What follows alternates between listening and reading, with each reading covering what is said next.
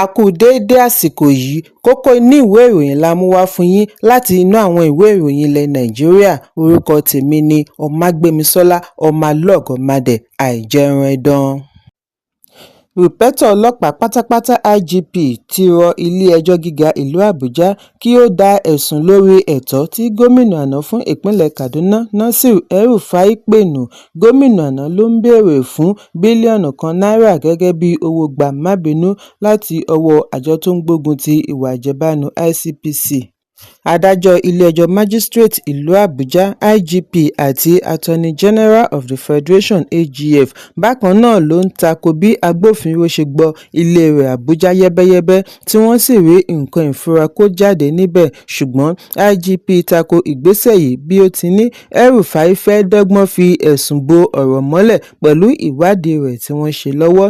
IGP ṣe àríyànjiyàn wípé ọlọ́pàá ní àṣẹ lábẹ́ òfin àti ṣe àwárí, mú, ṣe ìwádìí kí wọ́n sì fi ojú afurasí ba ilé-ẹjọ́. Ó ní ìwádìí tí wọ́n ṣe sí ilé El-Rufai lọ pẹ̀lú àṣẹ ilé-ẹjọ́. Bákan náà ni IGP kọ ẹ̀sùn wípé àṣẹ ilé-ẹjọ́ yìí kò lẹ́sẹ̀ ńlẹ̀, invalid. Ó ní ojúlówó òṣìṣẹ́ ọlọ́pàá tí wọ́n tẹ̀lé gbogbo ìlànà òfin ni wọ́n lọ ilé rẹ̀.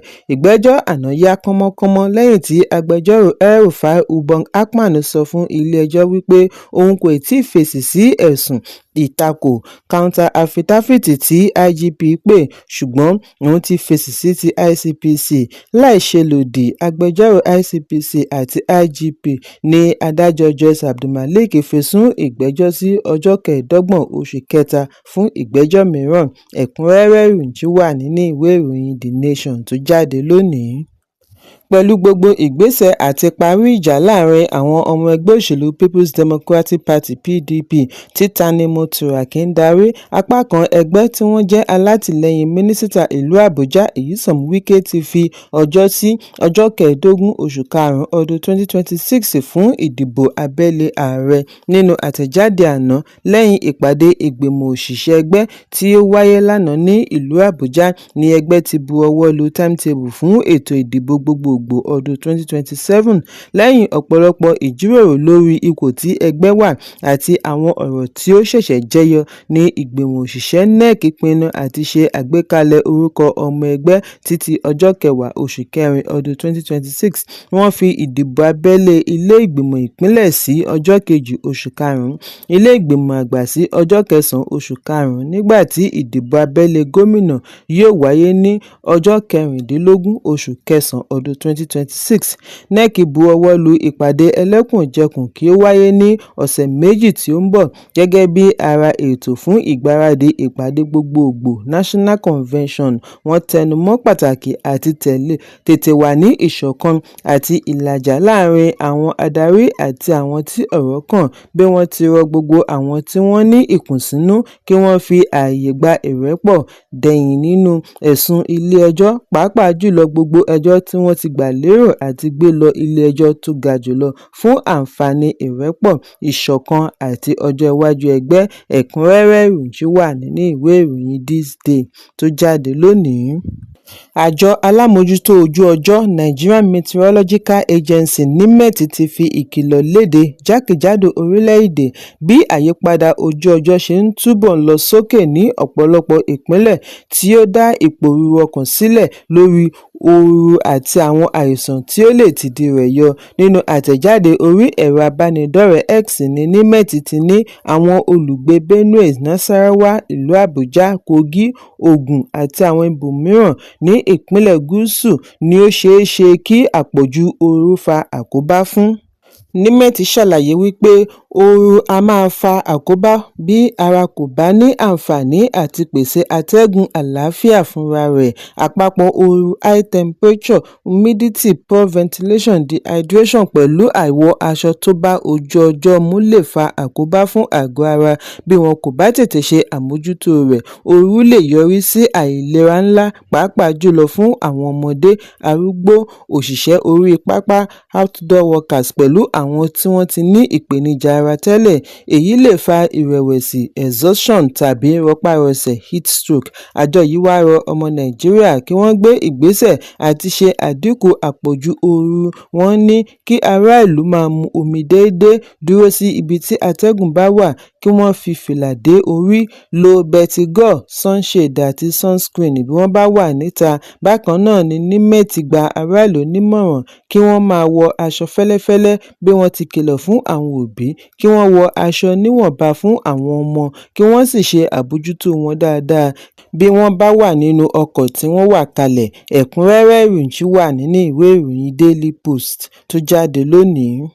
Ikọ̀ ọlọ́pàá ìpínlẹ̀ Ondo ti kéde lónìí wípé àwọn fi ọwọ́ ṣìkún òfin mú ọkùnrin 6 tí wọ́n díbọ́n bíi pásítọ̀ tí wọ́n sì ṣe bẹ́ẹ̀ lu àwọn olùgbé kan ní jìbìtì ní ìlú Ìdànrè, ìjọba ìbílẹ̀ Ìdànrè, pẹ̀lú ètò iṣẹ́ ìyanu èké tí wọ́n gbé kalẹ̀. Nínú àtẹ̀jáde láti ọwọ́ alukoro ọlọ́pàá ẹkùn Jimoh Kazeem ni wọ́n ti ṣe ìdánimọ̀ orúkọ àwọn afurasí ní Fádáhùnsí Kọ́ládé Tìjání, Ìyanu-Olúwa, Àríjésùlọ́lá àti Adémọ́lá.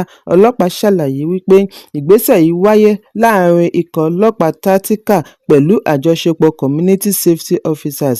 Ọjọ́ 16 oṣù kejì ọdún 2026 ní ikọ̀ ọlọ́pàá rọ́wọ́ tó àwọn afurasí tí wọ́n ń ṣọṣẹ́ ní Ìdànrè àti agbègbè rẹ̀.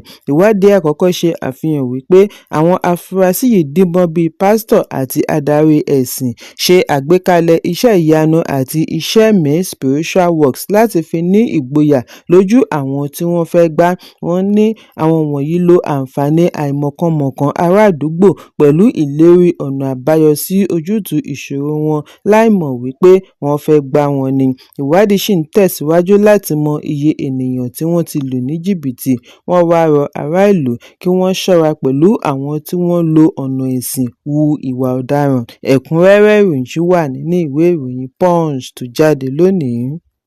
Olóyè láàrin ẹgbẹ́ òṣèlú African Democratic Congress (ADC) Délé Momodu ti ṣe ẹ̀sùn wípé ààrẹ Bọ́lá Tinubu kò fẹ́ ẹgbẹ́ alátakò. Momodu ní kò sí ohun tí Tinubu kò lè ṣe láti yọ ẹsẹ̀ alátakò lẹ́kùn ní Nàìjíríà. Lórí ẹ̀rọ abánidọ́rẹ̀ẹ́ X ni olùdíje du ipò ààrẹ ti rọ ọmọ Nàìjíríà kí wọ́n wà ní ìṣọ̀kan kọjá ẹgbẹ́ òṣèlú kí wọ́n sì jà fitafita. Ó fìdí ẹ̀ múlẹ̀ wípé Tinubu ló fa ọ̀pọ̀lọpọ̀ fàákájà tí ó wáyé láàrin àwọn ẹgbẹ́ alátakò. Momodu kọ wípé kò yé òun ìdí kan ṣoṣo tí ẹnikẹ́ni kò fi lè lé Wike ní PDP ní ipò rẹ̀ ní ẹ̀ka ìdájọ́ àti ọ̀dọ̀ ààrẹ Tinubu. Ó ní Obi fi PDP sílẹ̀ kí ìdìbò abẹ́lé ààrẹ tó wáyé. Báwo ni wọ́n ṣe máa da ẹ̀bi ìṣòro PDP ru Àtíkù? Ẹ̀kúnrẹ́rẹ́ ìròyìn wà nínú ìwé ìròyìn Daily Post tó jáde lónìí. Gómìnà ìpínlẹ̀ Ọ̀ṣun Adémọ́lá Adélékè ti ṣàlàyé wípé iṣẹ́ rẹ̀ nígbà sáà àkọ́kọ́ mú pegedé fún sáà ẹlẹ́ẹ̀kejì. Níbi gómìnà ti gba àlejò àwọn ọmọ ẹgbẹ́ Ansarudeen ní Nàìjíríà lánàá ní ilé ìjọba ni ó ti yànnàná àṣeyọrí ìṣèjọba rẹ̀ gẹ́gẹ́ bí ìdí fún àti pegedé fún àtúndì ìbò. Ó ní ìgbésẹ̀ oníkókó 5 5-point agenda ti ní àlékún láti lè túbọ̀ sin ará ìlú. Àwọn ọmọ ẹgbẹ́ Ansarudeen tí akọ̀wé kánsù Àkàndé Afeez darí gbóríyìn fún gómìnà lórí àwọn iṣẹ́ àkànṣe ohun amáyédẹrùn ní Ìwó, pàápàá jùlọ ọ̀nà odò orí Adé-Èkè, bí ó ti fìdí ẹ̀ múlẹ̀ ipa rere tí ó ní lára ọrọ̀ ajé ará ìlú. Ẹgbẹ́ náà wá béèrè fún ìrànlọ́wọ́ láti ọ̀dọ̀ gómìnà fún mọ́ṣáláṣí tuntun lẹ́yìn èyí tí wọ́n wó látàrí àtúnṣe tí wọ́n ń ṣe. Ẹ̀kúnrẹ́rẹ́ ìròyìn wà nínú ìwé ìròyìn Vanguard tó jáde lónìí. Òṣèré ilẹ̀ Nàìjíríà Nkechi Blessing Sunday ti sọ̀rọ̀ tako ohun tí ó ṣe àpèjúwe rẹ̀ ní àgàbàgebè tí ó dìrọ̀ mọ́ bí àwọn obìnrin ṣe ń ṣe àyípadà ẹ̀yà ara wọn (bodies and cosmetic surgery). Nínú fídíò tí ó ṣe àfihàn lórí ẹ̀rọ abánidọ́rẹ̀ẹ́ Instagram lánàá ni òṣèrébìnrin yìí ti bu ẹnu àtẹ́ lu àwọn ọkùnrin tí wọ́n ti fìgbà kan rí fi obìnrin ṣe yẹ̀yẹ́ lórí bí wọ́n ṣe rí, tí wọ́n wá ń wàásù báyìí wípé kí wọ́n gba bí Ọlọ́run ṣe dá wọn. ó ní láti ọdúnmọ́dún tí wọ́n ti ń pẹ̀gàn obìnrin ni ó sún obìnrin mìíràn lọ máa ṣiṣẹ́ abẹ pàápàá jùlọ iṣẹ́ abẹ ìyọ̀dí Brazilian butt lift BBL. Blessing ṣe àríyànjiyàn wípé ọ̀pọ̀ ìgbà tí wọ́n ti kan obìnrin lábùkù látàrí àìpé ní àwọn ẹ̀yà ara kan kó ipa tí ó pọ̀ láti mú kí iṣẹ́ abẹ di ìlúmọ̀ọ́ká. Bákan náà ni òṣèré yìí sọ àsọdájú wípé òun kò ní lọ́kàn àti yí ẹ̀yà ara padà láti fi tẹ́ aráyé lọ́rùn. Kò sí iye àròyé tí wọ́n lè rò, èyí kò lè yí ìpinnu rẹ̀ padà. Ó ní ara òun jẹ́ ìwúrí fún òun kò lè yí i padà. Kí àwọn obìnrin ní òmìnira àti pinnu lórí ẹ̀yà ara wọn. Blessing ní bí ó bá wá ṣẹlẹ̀ wípé òun ṣiṣẹ́ abẹ lọ́jọ́ iwájú, á jẹ́ nítorí ọ̀rọ̀ ìlera health-related reasons. Ẹ̀kúnrẹ́rẹ́ ìròyìn wà nínú ìwé ìròyìn Vanguard tó jáde lónìí. Kókó inú ìwé ìròyìn tòní kò ní jù báyìí lọ. Ẹ pàdé mi lọ́la fún àkọ́tun ìròyìn. Kí a tó lọ, ẹ má ṣaláì fi àkíyèsí yín ránṣẹ́ kí ẹ sì bá wa subscribe sójú náà wa lórí YouTube kí kókó inú ìwé ìròyìn lè máa tẹ̀ yín lọ́wọ́ ní kíákíá.